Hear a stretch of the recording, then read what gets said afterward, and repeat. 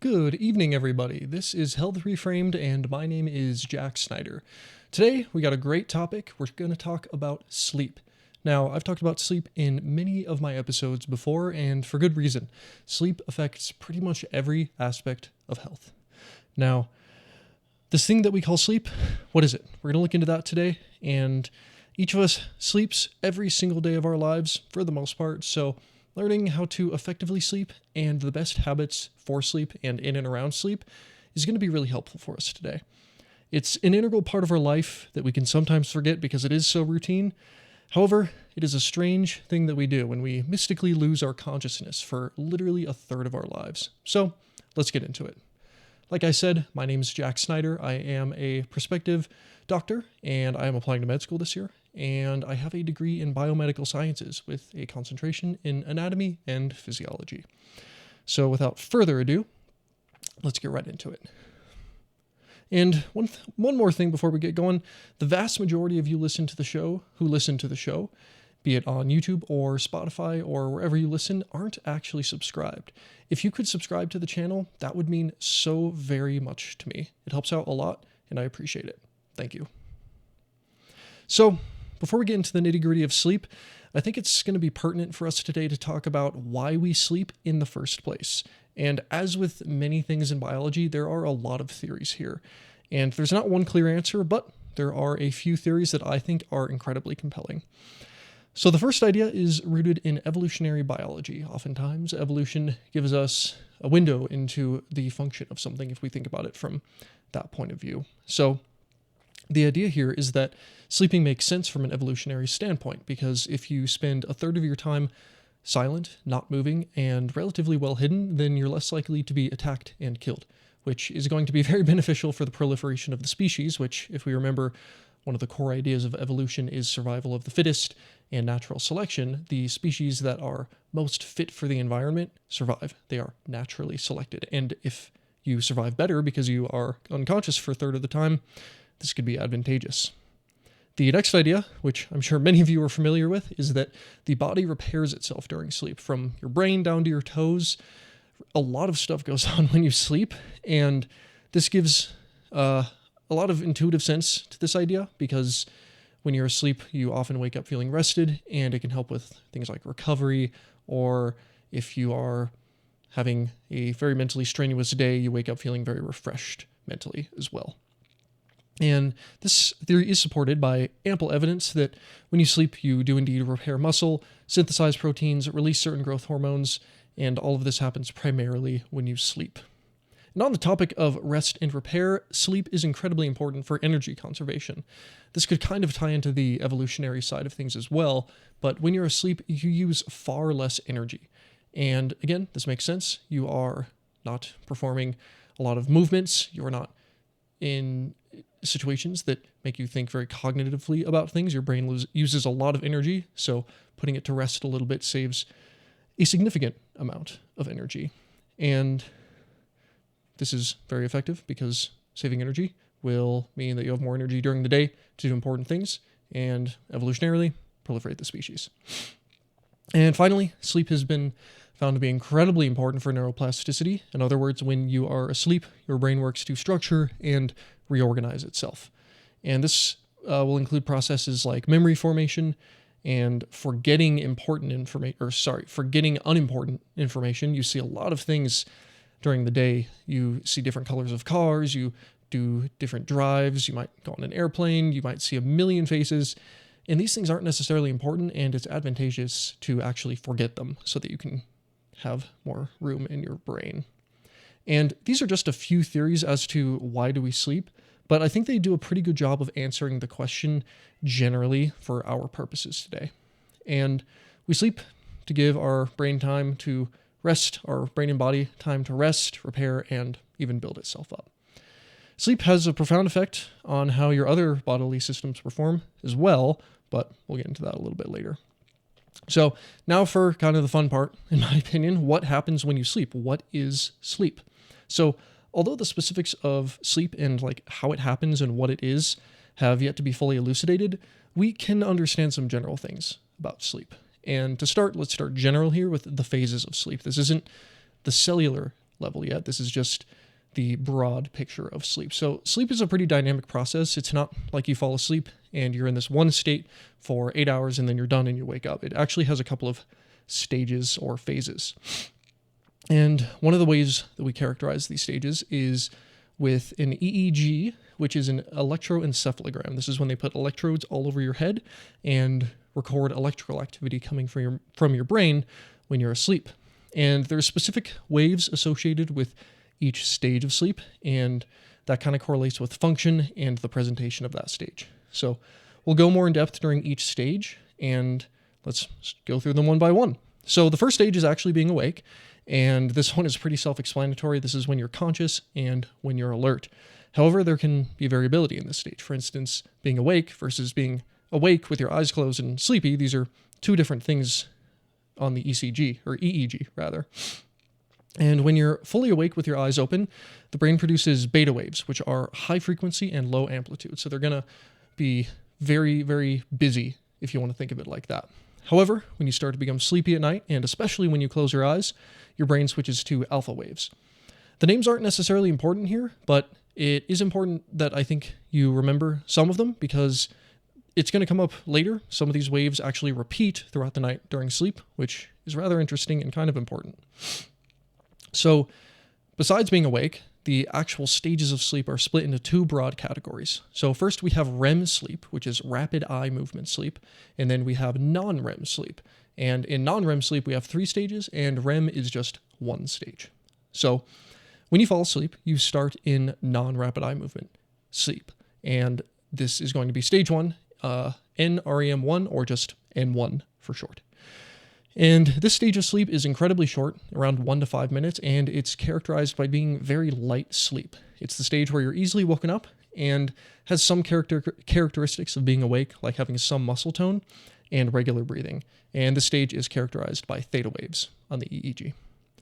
And after the very short N1 stage sleep, you go into N2, unsurprisingly. And this is a little bit of a deeper sleep, so your heart rate slows down, your body temperature begins to drop, and it also lasts a little bit longer, around 25 minutes on average.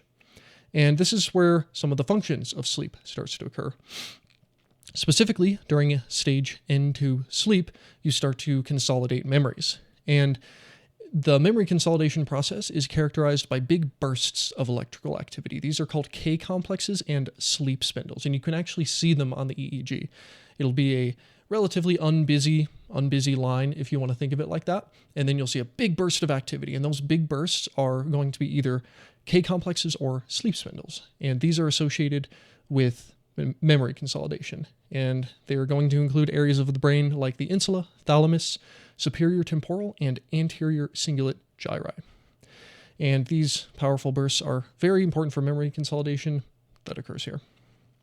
Next up, we have N3 sleep. This is the deepest sleep that you will be in for the entire night, and it's characterized by delta waves. So these waves are very low and slow, so they don't have very high frequency, they're not very big, and they're very, very slow when you look at them on the EEG. And this is when you're very sound asleep. It's very hard to wake people up. And this is also the stage where if you're woken up from it, you will feel incredibly drowsy. I'm sure that many of you have been woken up from a very deep sleep before and you wake up feeling incredibly disoriented. This actually lines up with what studies have found, and this is a legitimate thing where after you're woken up from N3 sleep, there's a 30 to 60 minute window where you're incredibly tired, brain fog, and have a difficult time functioning. And during this stage, functionally, your body is going to build and repair tissue, synthesize muscle, and build up the immune system so that it is a bit stronger. Bit of an aside here, but this is one of the reasons why sleep is so incredibly important when you're sick. When you're sick, your immune system is really doing all of the work for you. So if you can sleep and increase the amount of time that you're actually building up your immune system, you're going to get better a lot quicker. And this stage lasts longer still, around 30 minutes to an hour. Next up, we have REM sleep. This is everyone's favorite. And REM sleep is when your brain is doing rapid eye movement. So in REM sleep, your eyes are the only muscle that can move. So the muscles that move your eyes are able to move. So when you're in REM sleep, you're effectively looking around at the back of your eyelids. All the other muscles in your body are unable to function at this point, which is very good because REM sleep is when you dream. And when you dream, it would be very advantageous to not act out your dreams during the night. And REM is a bit of an anomaly here because it's not considered restful sleep necessarily. You're not rebuilding or repairing or doing memory consolidation or any of the other things that we talked about earlier. And in fact, the brain waves that are present during REM sleep are remarkably similar to the brain waves when you're awake. And this is, again, something that makes intuitive sense, I think, because when you're dreaming, although you're not fully conscious or aware of it, it does feel very similar to being awake. You're seeing things, you're having experiences, you're feeling emotions, and a lot of things are going on inside of your brain that feel very similar to being awake. So the first cycle of REM lasts around 10 minutes, but throughout the night in subsequent cycles, it gets considerably longer, up to an hour during the later cycles. And this might also explain why, for many people, myself included, you seem to dream more vividly and more in the morning hours. But what are cycles? We've mentioned this a couple of times. We have varying lengths, we have multiple cycles, but what is a cycle? So when you go to sleep, you will go through all of these stages in sequential order, N1, N2, N3, and then REM sleep. And then that lasts about 90 minutes on average. And after that, you'll go right back to N1, which is light sleep. And you'll oscillate through this cycle 4 to 6 times per night. And that pretty much covers the broad view of the sleep stages. We could go more in depth, but that covers the main points. And now that we've covered that, I think it's going to be important to cover something else that is vital for sleep, and that is the biological clock. Your body tries its best to stay in line with the 24-hour cycle of the days that we have here on Earth. And it does this due to Zeitgebers. Zeitgebers are external signals that your body receives that train your body to align its internal biological clock with the 24-hour day cycle. So let's explain this because big words, funny sounding words, Zeitgeber.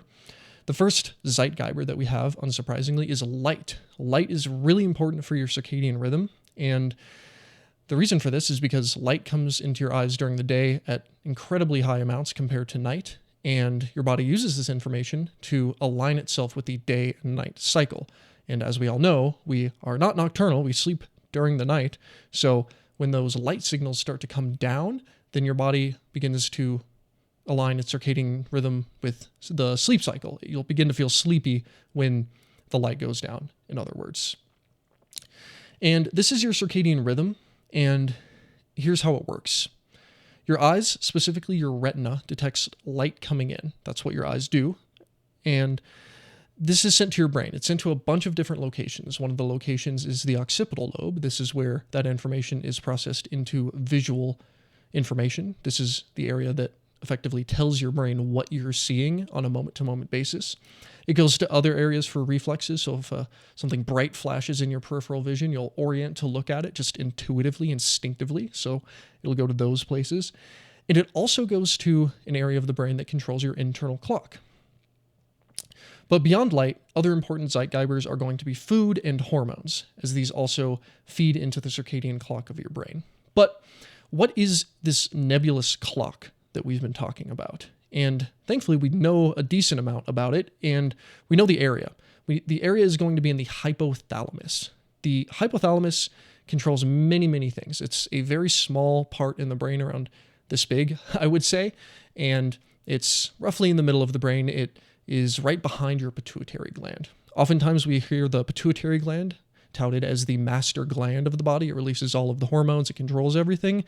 This isn't entirely true because the hypothalamus actually ends up controlling the pituitary gland. So the hypothalamus, one of its functions, is the true master gland of your body. And specifically inside of the hypothalamus, the circadian rhythm and your internal clock is housed in what is called a nucleus. And a nucleus is simply a area of neural tissue that has a large amount of cell bodies. So in your brain, in your spine, and in all the nerves in your bodies, you have cells, and these cells are called neurons. So neurons are very interesting because they have a cell body, which is where information is processed, and then it has a very long process called an axon. And the axon is the part of the cell where information travels. So if you think inside of your head, I want to move my arm up, you send that information to your arm via an axon. And a nucleus is an area of cell bodies. And normally this means that some higher level processing is going on in that area. And this is indeed what happens. The nucleus that we're talking about here is called the suprachiasmatic nucleus. And that's a big word, but effectively what it means is that it is above the nerves that go from your eyes to your brain. So the nerves that go from your eyes to the brain are the optic nerves. You have two of them, and when they go back, they cross and they form a chiasm. They meet, and this nucleus is right above that. So it makes sense because this is where some of the information from those nerves is headed to inform your circadian rhythm. This nucleus gets information directly from the eyes and uses that information to control the sleep-wake cycle. And one of the important ways that this system functions to help you sleep is by the release of melatonin. So once the lights start going down, the suprachiasmatic nucleus signals to another gland in your brain, which is going to be the pineal gland, to release melatonin. And melatonin makes you feel sleepy. Some of you may have taken melatonin supplements. And it's not just important for the circadian rhythm, but also for energy metabolism in the body.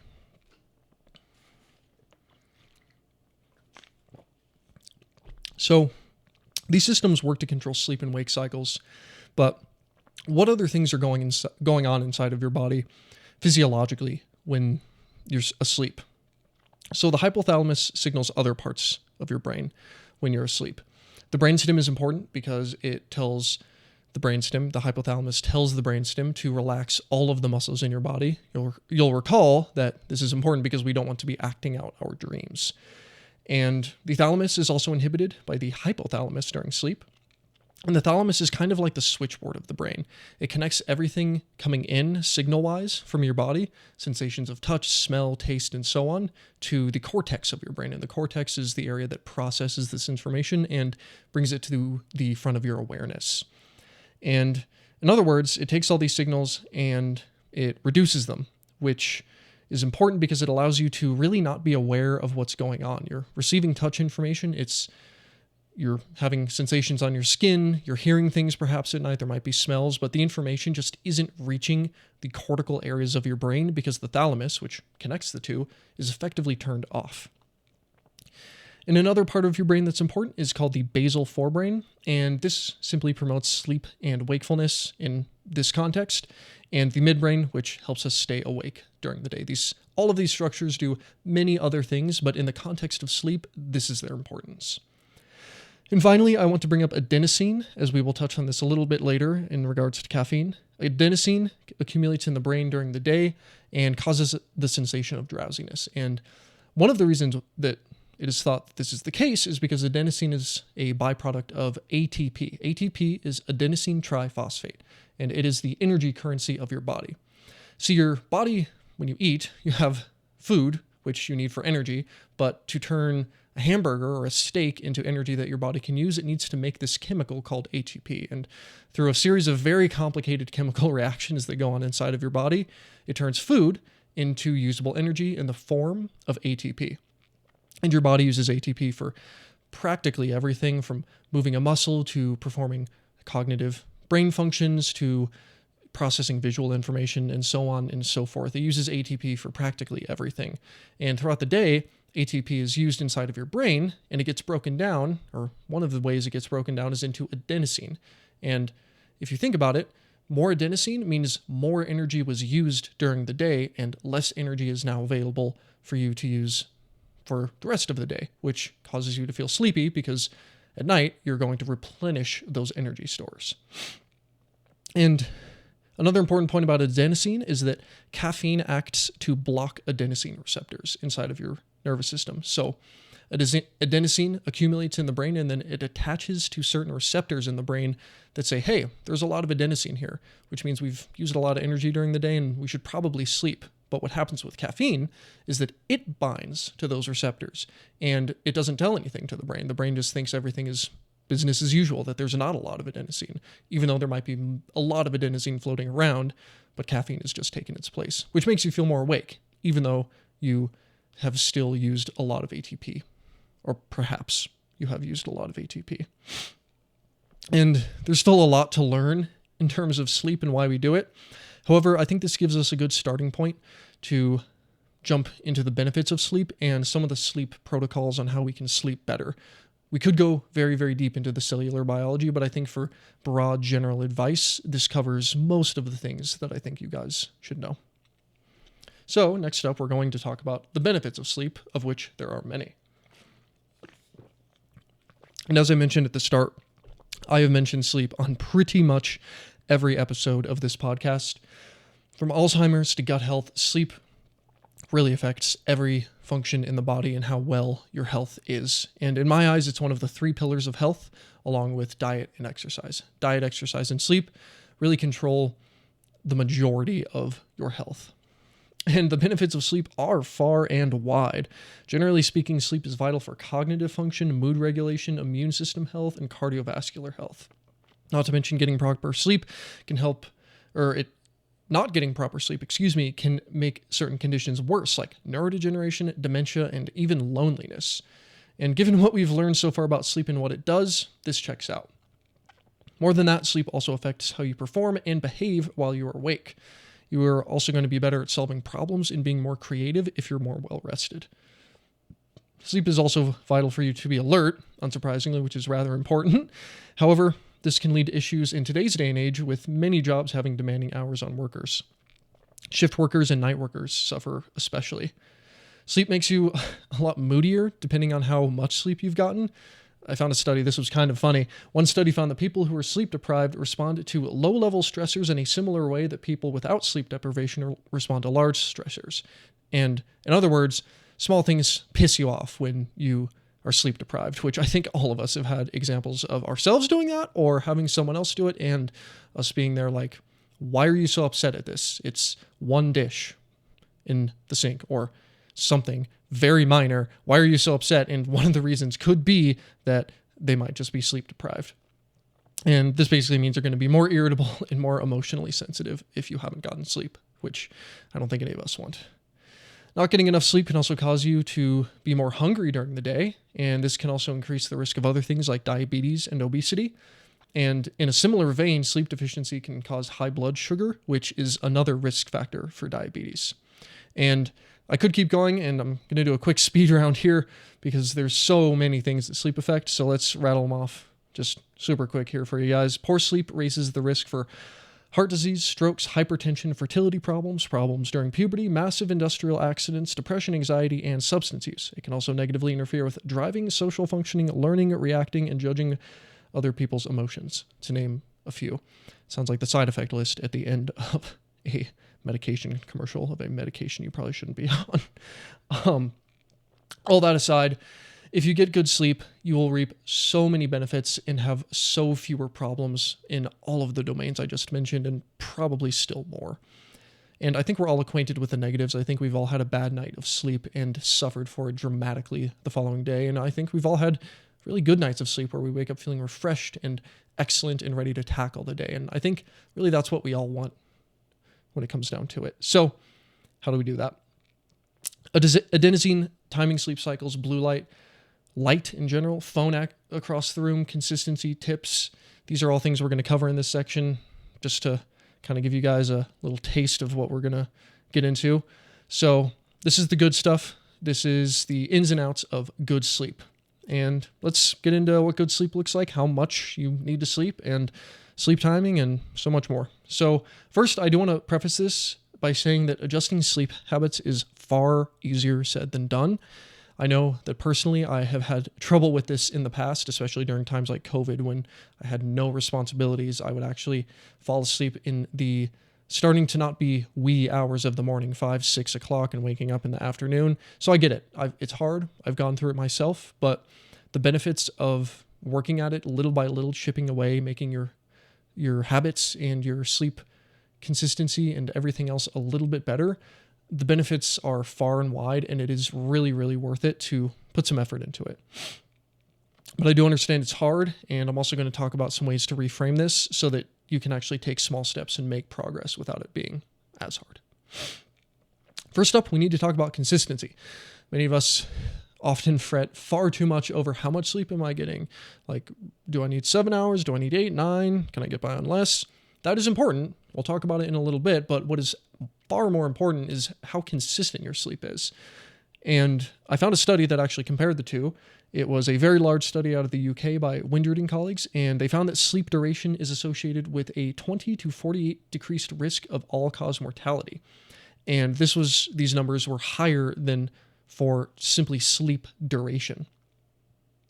And let's see. So to put this into perspective, sleep consistency has been shown on some fronts to be more predictive of mortality risk than sleep duration.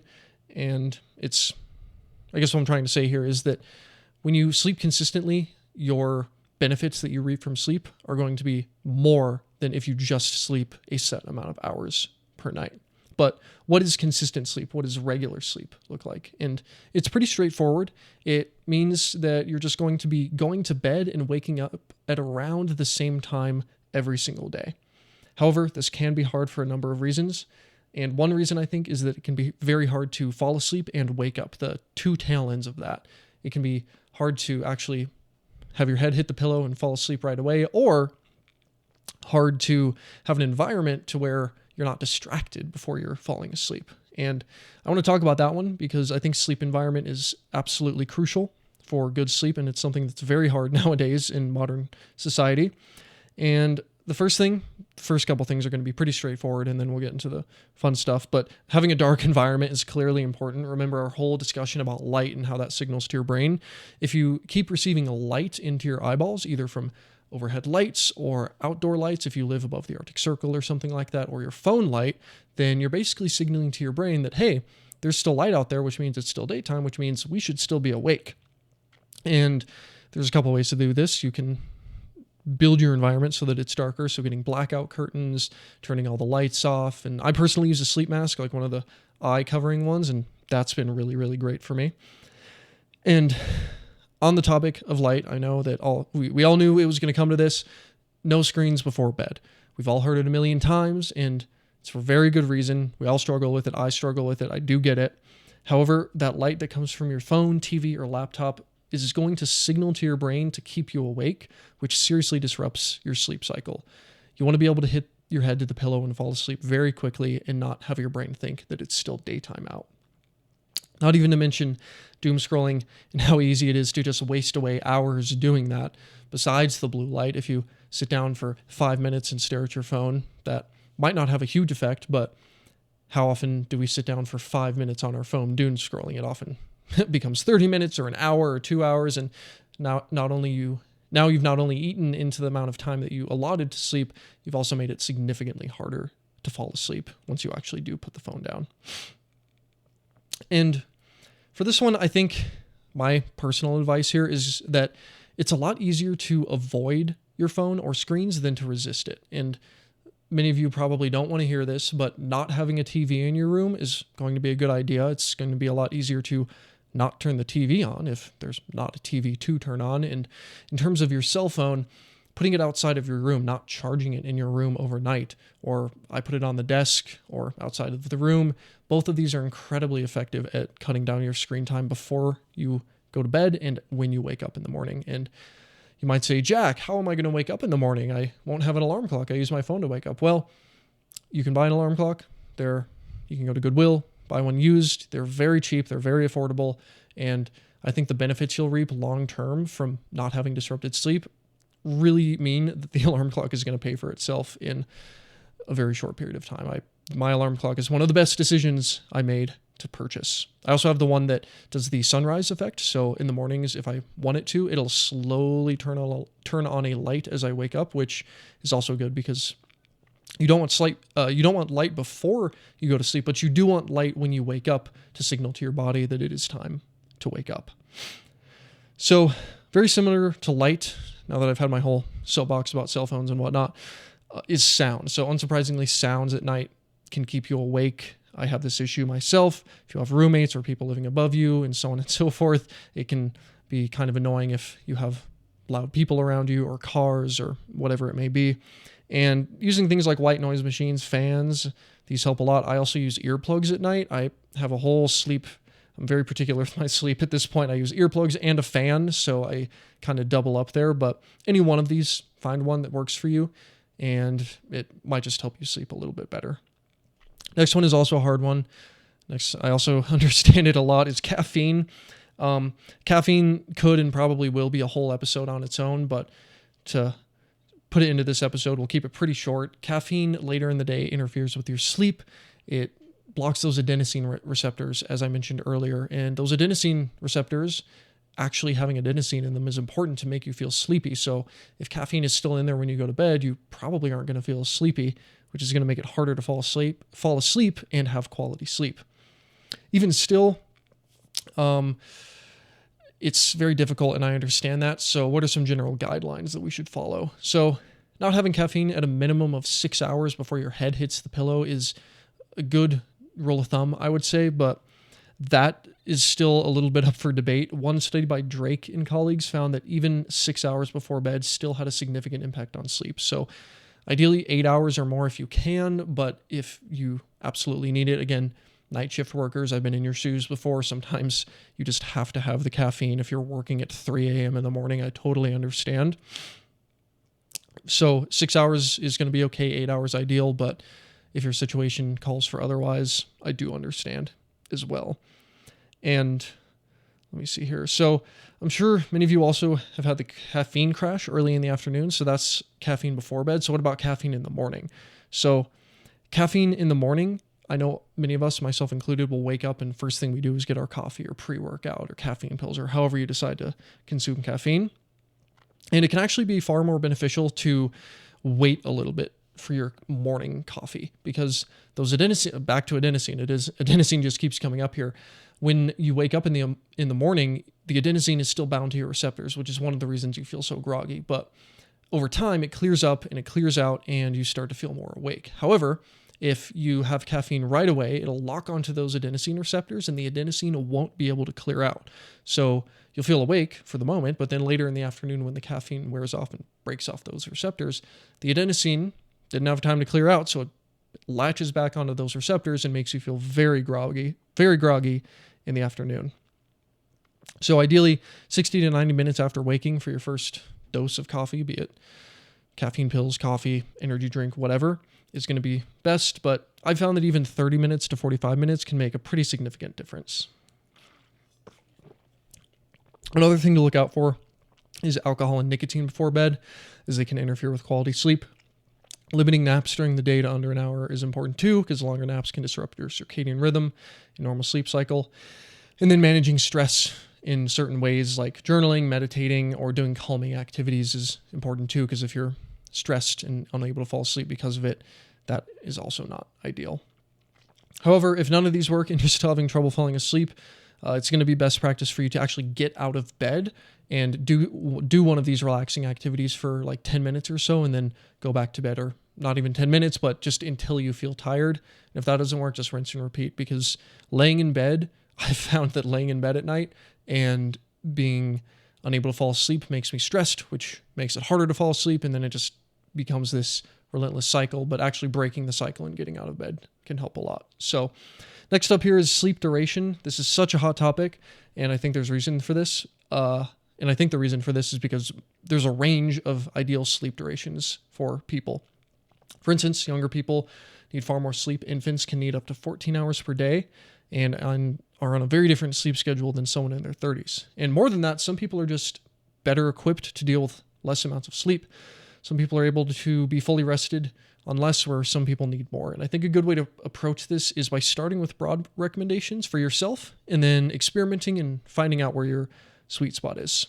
So currently, what I found was that the general recommendation was around 7.5 hours of sleep. And the reason for this is because of sleep cycles. If you remember those from earlier, they're about 90 minutes, and you go through 4 to 6 of them per night.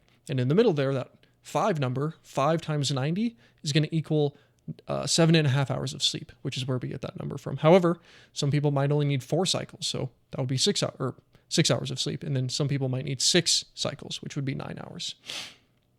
So I would experiment with it a little bit in your own life, because your sleep cycles might not be exactly 90 minutes on the dot, and you might need more and you might need less. So figure it out for yourself. Start with that 7.5 number would be my recommendation, and then try different durations and see what makes you feel most rested.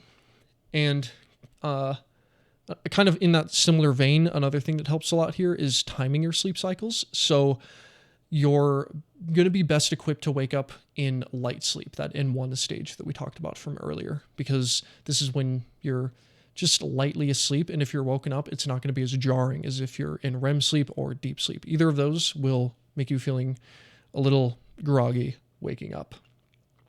And another good practice for sleep is actually physical activity. Physical activity is going to wear you out during the day. So that means you'll have a more of a physical impetus to be sleepy. Your body will literally be tired, and that should help you fall asleep as well. Other minor factors that are going to help sleep is sleeping in a slightly cooler environment, stretching before bed, only using your bedroom for sleep, and having good mattresses and pillows, and not letting pets sleep with you. And again, I understand all of those and how difficult they can be. So small changes are going to be important here. And that's what I want to talk about next, because all of these sleep protocols and practices are really a moot point if you're not able to implement them in the first place. So how are you going to implement them? What are some of the best frame shifts for that? And the first one, I think, is to leave perfectionism and egoism at the door. It might be tempting in this space, this health space, to hear these protocols and be like, okay, I'm going to follow every single thing that this person says, and I'm going to have the perfect sleep routine. And that's great. And many people will try this and they might get through a week of it, and then they fall off the wagon because they're adding so many changes to their life all at once. It's very hard to break a habit, because when you're starting a new habit, a lot of the difficulty comes from breaking the old habit. Some nights also, you might not want to have good sleep. You might want to do other things that are valuable, socializing, work, or studying, to name a few. And some mornings, you might just want to go straight for the coffee. You might work out in the mornings. I do that as well sometimes, and go straight for the coffee, go to the gym so you can feel amped up. There are reasons to not follow these protocols to a T every time, and missing the mark here and there, it's not going to ruin your whole sleep program. You just need to hit the mark and stay diligent and hit it more than you miss. And if you do this, if you hit your sleep goals more than you fail at your sleep goals, I think you're going to be about 95% of the way there in terms of work. And it's also important to realize that habit change, especially with sleep, is very challenging. We have to break the old habits first, like I said. And old habits are best broken slowly over time, not all at once. It's a lot harder to do a complete 180 about face with a habit than it is to slowly tweak it and chip away at it over time. Let's take sleep consistency, for example. If you're like me and you often have to wake up and go to bed at different times throughout the week, it can be very challenging. So instead of setting an unrealistic goal, like I'm going to go to bed at 9:30 on the dot every night, and I'm going to wake up at 6:30 on the dot every morning, perhaps you give yourself a window. So instead of waking up at 6:30 a.m., you give yourself between 6 and 7 a.m. to wake up. It's just to make it a little bit easier. And if you want to wake up at 9 every day, if you wake up at 9 every day, and ideally you'd like to wake up at 7, you could also try just bumping that time back a little bit. So instead of waking up at 9, you could wake up at 8:45 the next day. And then the day after that, you could wake up at 8:30, and so on and so forth. The point is here that you're going to give yourself really, really small goals that are really, really easy to reach, because in that way, they're not going to feel like these huge hurdles that you have to overcome. And this, if you do stick with this, it tends to snowball over time. So if you start doing the little improvements, then you gain confidence very, very rapidly, and you can actually start to take bigger steps. But I've also found that it's important to not take huge steps. You start gaining this confidence at the start, making the small wins, and then you take a huge step, and then you go right back to where you started. So keeping it sequentially growing and growing and growing, and letting the snowball effect take effect in a reasonable way. Small investments can help here too. Like I said, I use a sleep mask and earplugs, and I found them to be so incredibly beneficial for my sleep. I sleep significantly better for them, and they were maybe a combined total of $10. So incredible investment. And I've talked about this on the show before. Health is broad and has to be approached in a holistic way. Because of this, whenever you are trying to hone in on improving certain areas of health, it's important to keep the bigger picture in mind and keep that at the forefront of your attention, as it gives you a goal to move towards. If you have no goal to improve your sleep, it's going to be very difficult. And I think the important reframe that this causes is by thinking of sleep in a similar way that you might think about exercise or eating more vegetables. Sleep is a powerful tool that we all do every single day, And honing it in is like the equivalent of taking a powerful medication every day that improves every facet of your life. Imagine there was a box that you could sit into or a pill that you could take that it stole 7 hours of your time, but in return, it improved every aspect of health. It made you mentally sharper, it improved your creativity, and it made you feel incredibly better every single day. I think we'd all take that pill. And that pill does exist. It's just sleep. And fostering good habits to make sure you have the highest quality sleep is going to give you all of those benefits and be so worth it in the long term. Finally, I promised I'd break down a couple myths. So here's some sleep myths that are pretty common that I want to just debunk real quick. So you can get by on little sleep. This is the first one. This is not true. We pretty much shattered this one. Sure, some people need less sleep than others, but in general, we all need a decent amount of sleep, and getting sleep is very important. So sleep is not a bad thing. You need sleep, and sleep is good. And thinking that you'll sleep when you're dead, that's just not a good idea. Next one is alcohol helps with sleep. So alcohol, it's kind of true, but mostly not. Alcohol might get you a little bit more deep sleep and help you fall asleep quicker, but overall, for your whole sleep and all the cycles, it severely disrupts REM sleep and other stages of sleep. And because of this, you're going to have more light sleep in the morning as well and less REM. And this is just going to cause you to wake up more, get less total sleep, and not feel very rested. So you might fall asleep quicker, but overall, it's not very good. Next one is naps. Naps are exist on two ends of the spectrum. Some people treat naps like they're a godsend and they're the thing that everyone needs to do to instantly double their productivity. And some people treat naps like they're a pure waste of time and totally awful and horrible. Neither end of the spectrum is particularly true. Naps can be very helpful. The trick here is to tailor them so that they aren't a waste of time and that they actually do give you some rest and some extra energy for the day. And this normally means taking shorter naps. So 20 to 30 minutes is going to be the power nap zone. And this is really beneficial because it can help you feel significantly more rested and refreshed to take on the rest of the day. The important part is to not let that dip into longer periods of time, like 1, 2, 3+ hours, because then you are just effectively throwing time away. Next one is you can restore sleep debt by sleeping on weekends. So sleep debt refers to the total amount of sleep you missed during a week. So let's say for you need 7.5 hours of sleep per night. And for 7 days in a row, you only got 6.5 hours of sleep. So in this instance, you'd have 7 hours of sleep debt. And the idea here is that you can repay this sleep debt by sleeping more on weekends and just sleeping for, 5 extra hours in the night, and then you regain some of that. Now, there's not much evidence here that sleeping in on the weekends will reverse the negative effects of this, because having constant sleep debt over time is going to have all of the negative downsides of not having enough sleep. Sleeping in and naps can help in the short term, but in the long term, it's going to be best to just have a good sleep schedule most nights or every night, and not trying to constantly being in this cycle of catching up on sleep. Next one, more sleep is always better. Like we talked about earlier, there's generally a sweet spot for most people, and most people are going to need a little bit different amounts of sleep, but most of the time this is going to be around that 7.5 hour mark. I did actually find a study that showed a correlation between long sleepers, so people who sleep very, very long during the night, so 9+, 10+ hours, and they associated that with all-cause mortality. Though this could be just mere correlation, but more than that, I think generally you don't need more sleep is the important part. So last one, your brain is not active during sleep. Again, per our previous discussion, your brain is doing a whole lot of things when you're asleep. It's repairing itself, it's consolidating memories, and you're dreaming, which is functionally in your brain very, very similar to being awake.